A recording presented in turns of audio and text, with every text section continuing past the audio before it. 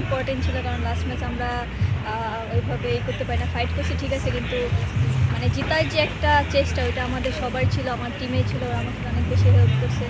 তো সব মিলে আলহামদুলিল্লাহ।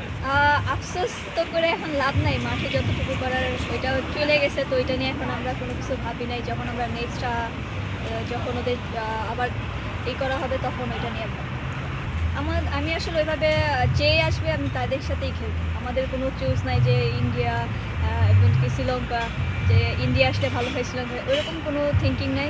Opponent is opponent. চ্যাম্পিয়ন হওয়া তো ইচ্ছে সবারই থাকে, আমরা চেষ্টা করবো, আমরা অনেক পরিশ্রম করতেছি, রেজাল্ট যেটা হবে সেটা।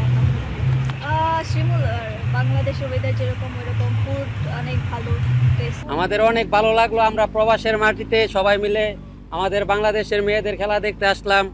আমাদের বাংলাদেশ জিতে গেল, আমাদের অনুভূতি অনেকটাই ভালো, আমাদের অনেকটাই খুশি, আমরা সবাই মিলে অনেক আনন্দ ফুর্তি করলাম। এই জায়গায় সবাই অনেকটাই আনন্দের মাঝে ছিলাম। আমরা অনেক পরিশ্রমের শেষে আমরা কাজ শেষে আসলাম, মানে খেলা দেখতাম। আমার ছোটো বোনের আন্ডার-19 খেলাটা উপভোগ করলাম, খুব ভালো লাগলো। আশা করি যে ভবিষ্যতে আরও ভালো খেলা উপহার দিব।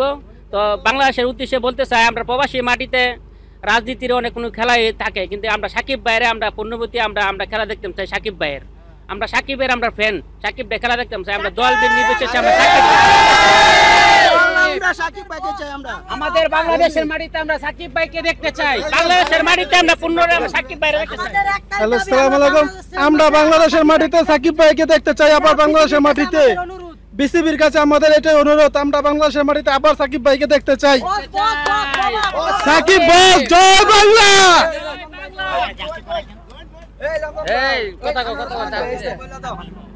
আমরা বহুদিন ধরে সাকিব ভাইকে দেখি না, আমরা সাকিব ভাইকে আবার দেখতে চাই, অনেক মিস করি। আমরা সবাই কি চাও, সাকিব ভাই সাকিব ভাইকে চাও নাকি আবার দেখতে চাই বাংলাদেশের বিশ্বকাপে খেলার মাঝে সাকিব ভাইকে। আমরা এখানে সিমনি থেকে আসছি, আপনারা কোথা থেকে আসছেন? আমরা এই জায়গায় বাঙ্গি থেকে আসছে সবাই, আমরা সিমনি থেকে আসছি। বাংলাদেশের খেলা এখানে যেখানে হয় আমরা প্রবাসীরা আমরা সকলে উৎসাহ দিতে মাঠে উপস্থিত থাকি সব জায়গায়। মালয়েশিয়ার যে প্রান্তে বাংলাদেশের খেলা হয়, আজকেও বাংলাদেশ জিতছে 22 রানের ব্যবধানে, এবং গত ম্যাচেও জিতছে নেপালের সাথে। বাংলাদেশ কোয়ার্টার ফাইনালে চলে গেছে। আমরা বাংলাদেশ দলকে অভিনন্দন জানাই, এবং কোয়ার্টার ফাইনালে আমরা উপস্থিত থাকবো সবাই বাংলাদেশ টিমকে উৎসাহ দেওয়ার জন্য।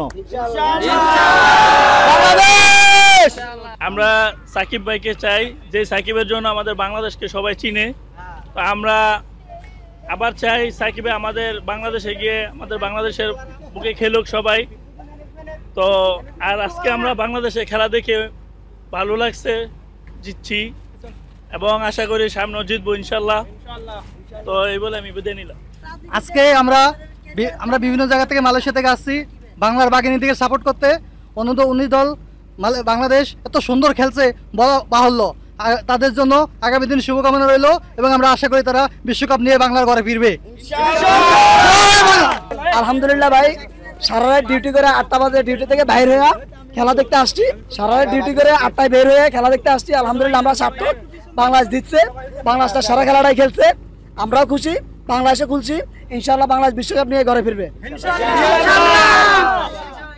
বাংলাদেশে একমাত্র মিডিয়া হচ্ছে বিডি কিক টাইম, যারা মেয়েদের এত বড় একটা টুর্নামেন্ট শুধুমাত্র একটা মাত্র মিডিয়া আসছে এখানে কভার করার জন্য, সেটা হচ্ছে বিডি কিক টাইম।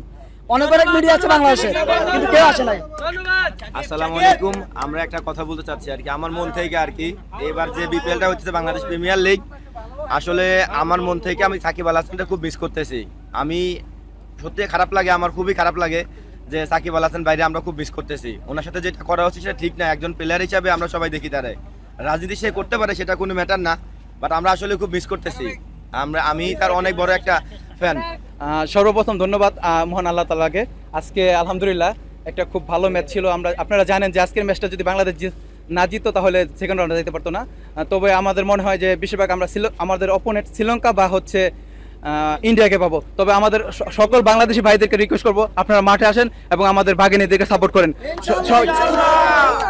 একটি স্লোগান হবে, জয় কি হবে, তোমার দেশ আমার দেশ বাংলাদেশ, বাংলাদেশ তোমার দেশ আমার দেশ বাংলাদেশ, বাংলাদেশ তোমার দেশ আমার দেশ বাংলাদেশ, বাংলাদেশ তোমার দেশ আমার দেশ বাংলাদেশ, বাংলাদেশ।